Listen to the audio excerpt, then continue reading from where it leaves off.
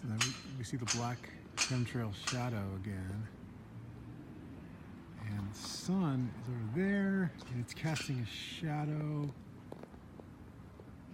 right next to it. It's weird.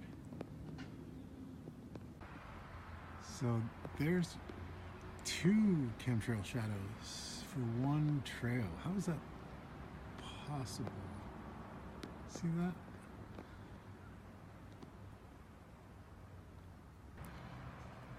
Good timing. I ran into Matt Landman and he sent me this. So go to frankenskiesthemovie.com and you can get your own. And I'll share some of this. Chemtrail, nice puffy forming, halo's gone. So water is good for Orgonite. Water absorbs and holds Orgone Energy really well.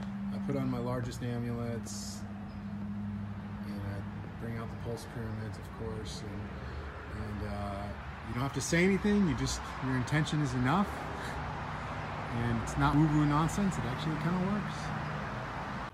So someone asked me, how does Orgone Energy help with chemtrails? Well, it negatively ionizes the surrounding environment, and the vortex of life force can cause chemtrails. Now, these chemtrails are allowed to stick in the sky from all the positive ionization from all the towers. So the towers and the spray, they go hand in hand. We've talked about this multiple times. But if you add negative ions, it creates more balance. So if you have pulse pyramids, if you have chembusters, if you have something that's grounding to the negatively electrically charged earth, and you have powerful Orgonite, you can cause chemtrails. Now when they spray incessantly like they did the other day, it's a little... So you can see the contrast right here of a natural puffy cumulus cloud with the deep Orgone colored blue sky behind, and then, you know, chemtrail wispy 2-dimensional cloud. It's very symbolic of our reality. And what powerful Orgonite will do on moderate spray days, not heavy spray days where they're just going crazy, is they'll actually turn the chemtrail clouds, they'll transmute them into puffy cumulus, transmutation clouds. I've always said that heavy spray days are really tough. They're really tough because there's so many towers, there's so much electrosmog, all the trails are sticking, and it's a huge challenge. But we can take care of moderate spray days. We can do our part on light and moderate spray days.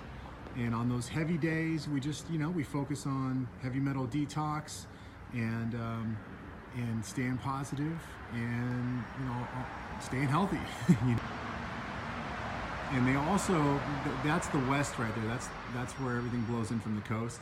So they'll have like these huge aerosol dumps from ships, and then they'll be spraying over the ocean, and then it'll all blow in, and then they'll be spraying overhead too. And that's when we have a massive spray day, when it's just quote unquote overcast. And then usually they do that before the rain. So all their particulate matter kind of drops into the stratosphere, into the troposphere, and then it rains.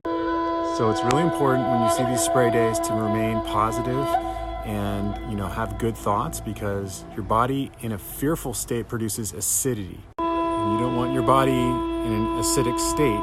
It'll lead to dis-ease. There's another chemtrail. So ultimately, it's up to you how you react. And always remember that on blatant spray days, someone's gonna wake up and see it. The tribe's gonna grow stronger. Deep Orgone blue. Blue is the color of Orgone and electricity. We are electrical beings. We are more powerful than we've been led to believe, L-I-E in the middle. Just remember that. And eventually, we won't have to deal with this spraying, but it almost kind of needs to happen now. People need to be aware, understand what they're capable of doing. But we will overcome it, no doubt. And here is more proof that they spray and then fly away. So you can see this guy right here just sprayed that. And so there's not like a switch. It's definitely centrally controlled, but I had a whistleblower pilot reach out to me a while back, and he said that in the old days there was like chemtrail switches, but not anymore.